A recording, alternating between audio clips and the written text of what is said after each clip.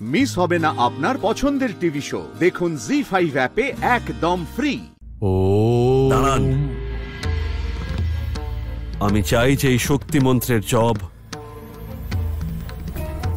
আপনারা দুজনে একসঙ্গে করুন।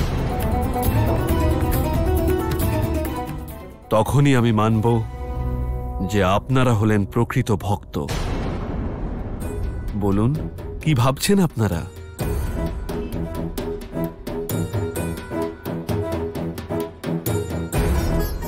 ওম শক্তিয়ায় নমঃ, শক্তিয়ায় নমঃ।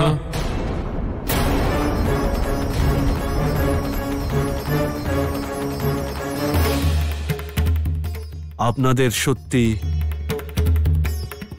আপনাদের মুখে প্রশ্নচিহ্ন তুলছে, আর যারা অসত্য বলে তাদের আমি দেবী স্থানের কথা বলি না। তুমি তো এমন ব্যবহার করছো যেন এই শক্তিস্থল তোমারই সম্পত্তি।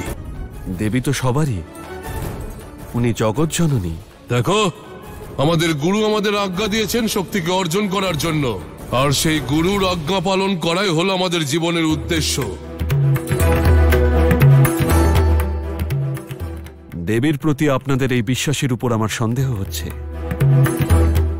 কিন্তু আপনাদের গুরুর প্রতি আপনাদের নিষ্ঠা অতুলনীয়। তাহলে আর ব্যর্থ সময় নষ্ট করবেন না, আমাদের শীঘ্র বলুন আমাদের কোন পথে যেতে হবে ওনার দর্শন লাভ করতে। সোজা এবং পবিত্র পথ, যে পথ কোনো বাধা ছাড়াই দেবী পর্যন্ত পৌঁছে দেয়।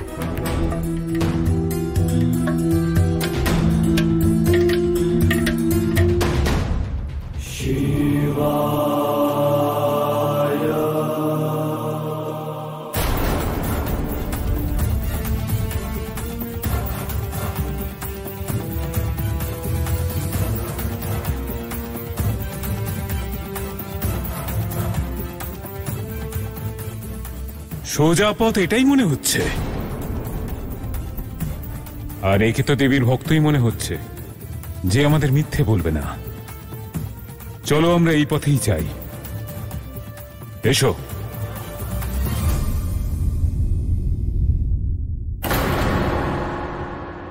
আপনি অত্যন্ত চতুরতা আর বুদ্ধিমত্তার সঙ্গে ওই অসুরদের বিভ্রান্ত করেছেন। না দেবরাজ, আমি ওদের বিভ্রান্ত করিনি, আমি তো ওদের সত্যই বলেছি। সত্য বলেছেন অর্থাৎ? দেবরাজ, সূর্যের আলো দেখতে শ্বেত বর্ণ বলে মনে হয়, কিন্তু বাস্তবে তার মধ্যে 7টি রং মিশে থাকে, আর তা কেবল সেই দেখতে পারে যে সূর্যের রশ্মিকে মণি দ্বারা পরখ করে। অর্থাৎ সত্যের বহু রূপ হয় দেবরাজ।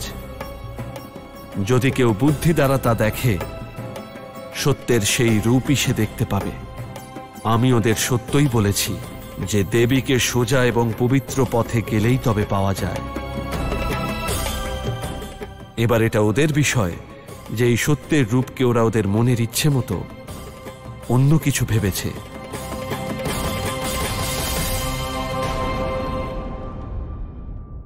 জি5 ডাউনলোড করুন আর সব এপিসোড দেখুন একদম ফ্রি।